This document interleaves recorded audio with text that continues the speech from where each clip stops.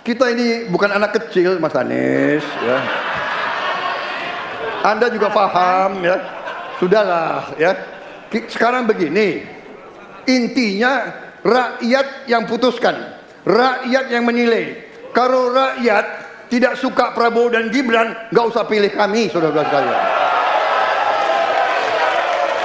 Dan saya tidak takut tidak punya jabatan, Mas Anies.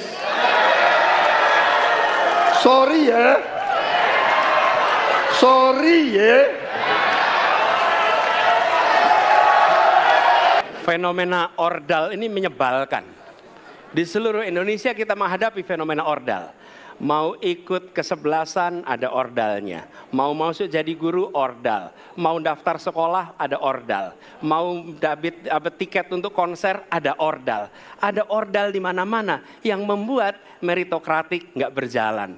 Yang membuat etika luntur. Dan ketika fenomena ordal itu bukan hanya di masyarakat, tapi di proses yang paling puncak terjadi ordal, maka rakyat kebanyakan, dan ini saya rasakan beberapa waktu yang lalu, beberapa orang guru berjumpa dengan saya dan mereka mengatakan, Pak, di tempat kami pengangkatan guru-guru itu mendasarkan ordal. Kalau tidak ada ordal, nggak bisa jadi guru, nggak bisa diangkat.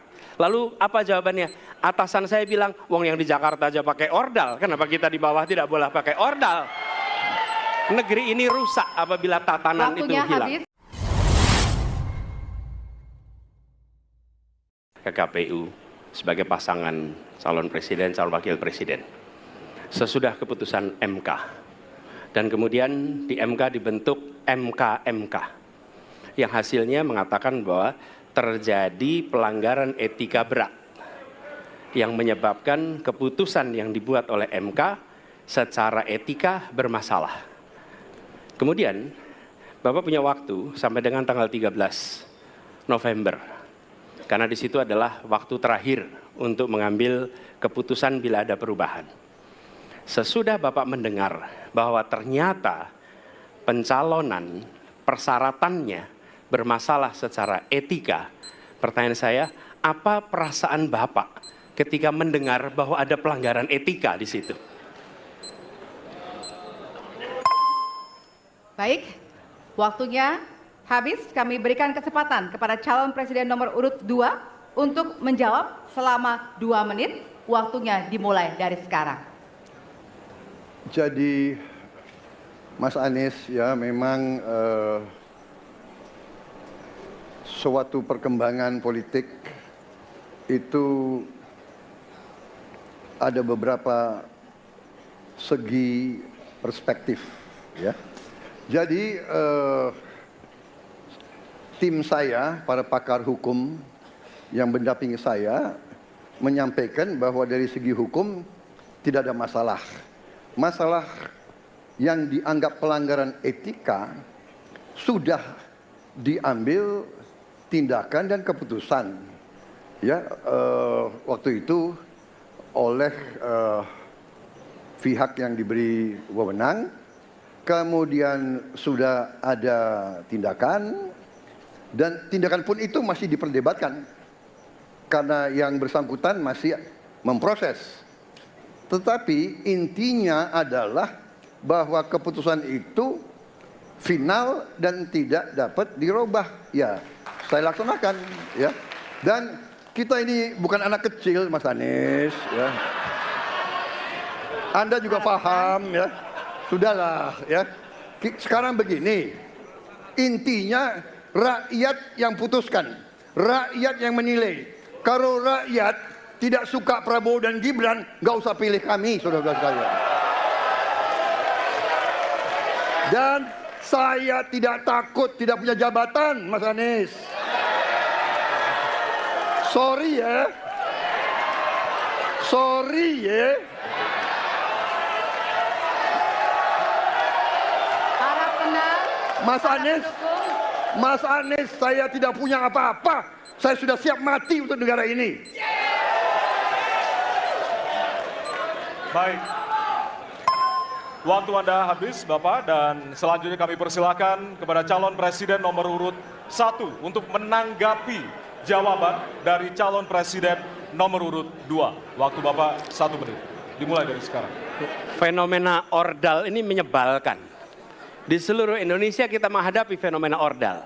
Mau ikut kesebelasan ada ordalnya. Mau masuk jadi guru ordal. Mau daftar sekolah ada ordal. Mau dapat tiket untuk konser ada ordal. Ada ordal di mana-mana yang membuat meritokratik nggak berjalan. Yang membuat etika luntur. Dan ketika fenomena ordal itu bukan hanya di masyarakat, tapi di proses yang paling puncak terjadi ordal, maka rakyat kebanyakan, dan ini saya rasakan beberapa waktu yang lalu, beberapa orang guru berjumpa dengan saya dan mereka mengatakan, Pak, di tempat kami pengangkatan guru-guru itu mendasarkan ordal. Kalau tidak ada ordal, nggak bisa jadi guru, nggak bisa diangkat.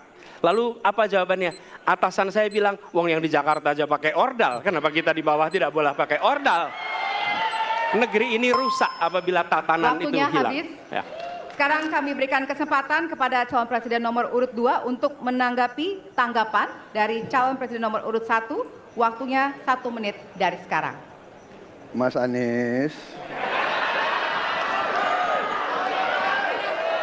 Dalam demokrasi, kekuasaan tertinggi ada di rakyat. Hakim yang tertinggi adalah rakyat. Tanggal 14 Februari, rakyat yang akan mengambil keputusan. Kalau kami tidak benar, salah, berkhianat, rakyat yang akan menghukum kami. Waktu masih ada, Bapak? Sudah cukup? Baik. Yap, saat seru, Prabowo terlihat gusar dan sedikit ngegas terhadap Anies Baswedan. Pada saat Anies membahas polemik yang terjadi pada MK sampai melahirkan Gibran secara prematur. Menarik dan cukup seru perdebatan di putaran pertama ini antara Prabowo dan Anies.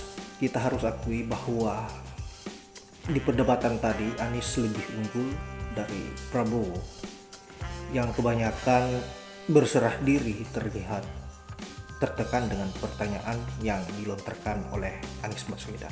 Terlebih lagi, Anies sempat membahas persoalan ordal, orang dalam, yang membuat Prabowo semakin beringas dan